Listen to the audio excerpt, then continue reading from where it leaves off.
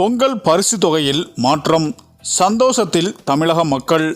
அதாவது வரும் 2025 பொங்கல் பண்டிகை ஒட்டி சிறப்பு பரிசு தொகுப்பு வழங்க தமிழக அரசு முடிவு செய்துள்ளது. இது தொடர்பாக வெளியிட்டுள்ள அறிவிப்பில் அனைத்து அரிசி அட்டைதாரர்களுக்கும் பரிசு தொகுப்பு வழங்கப்படும் என்றும் இதற்கான ஏற்பாடுகள் செய்யப்பட்டு வருவதாகவும் தெரிவிக்கப்பட்டுள்ளது. மேலும் ஒவ்வொரு ஆண்டும் ஜனவரி மாதம் தமிழகரின் பாரம்பரிய பண்டிகையான பொங்கல் திருவிழா மிகவும் சிறப்பான முறையில் கொண்டாடப்பட்டு வருகிறது. இதனை மேலும் சிறப்பாக மாற்றும் வகையில் பொங்கல் பரிசு தொகுப்பை தமிழக அரசு வழங்கி வருகிறது. இதற்கான தொடக்கப்புள்ளி 2009ஆம் ஆண்டு வைக்கப்பட்டது. அப்போதைய முதலமைச்சர் கருணாநிதி பொங்கல் பரிசு திட்டத்தை தொடங்கி வைத்தார். இதில் பொங்கல் வைப்பதற்கு தேவையான பல்வேறு பொருட்கள் இடம் பெற்றிருந்தன. அரிசி, பருப்பு, வெல்லம், உலர் திராட்சை, முந்திரி உள்ளிட்டவர்கள் எல்லாம் சொல்லலாம்.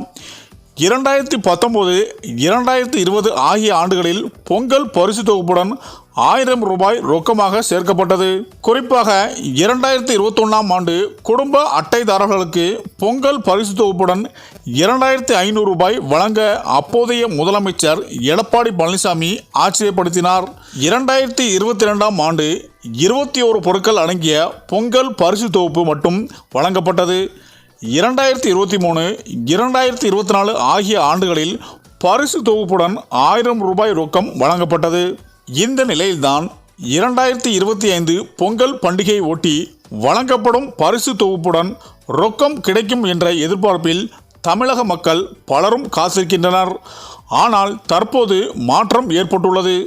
ஏனெனில் முதலமைச்சர் மு.க. ஸ்டாலின் தலைமையிலான தமிழக அரசு வெளியிட்டுள்ள செய்தி குறிப்பில் 2025 தைப்பொங்கல் திருவிழாவை சிறப்பாக கொண்டாடும் வகையில் அனைத்து அரிசி குடும்ப அட்டைதாரர்கள் மற்றும் இலங்கை தமிழர் மறுவாழ்வு முகாம்களில் வசிக்கும் குடும்பத்தினருக்கு தலா 1 கிலோ பச்சரிசி, 1 கிலோ சர்க்கரை, முழு கரும்பு வழங்கப்படும்.